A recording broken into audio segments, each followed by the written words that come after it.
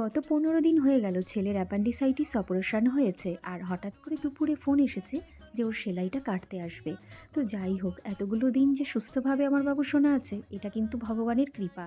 আমি বাইরেটায় চলে এলাম, রোদ্দুর পড়ছিল হালকা হালকা, আর আমার গা থেকে তো সোয়েটারই খুলিনি, কারণ অনেক ঠান্ডা লাগছিল।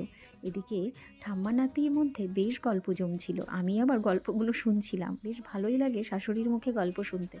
অনেক রকম ওনাদের সময়কার কথা বলে তো, একটার পর একটা। তো যাই হোক, কিছু আগের সবজি ছিল শুকনো, সেইগুলো কেটে ভালো করে ধুয়ে মুছে ফ্রিজে রেখে দেবো। আর এগুলো বাবু সোনার, এইটা ওর দুপুরবেলার খাবার, এর সঙ্গে একটু ভাত আর একটু ডাল মিশিয়ে দেবো। আর এই যে মায়ের সেই ডাল, লাউ আর মটরশুঁটি দিয়ে মাকে লাউ ডাল করে দেবো, কারণ কি, মা মাছ খায় না।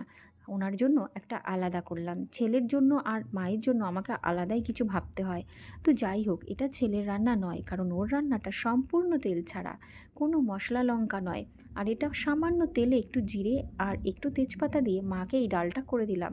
বেশ টেস্টি হয়েছিল, তবে ধনেপাতাটা দিলে আরও ভালো হতো। যাই হোক না কেন,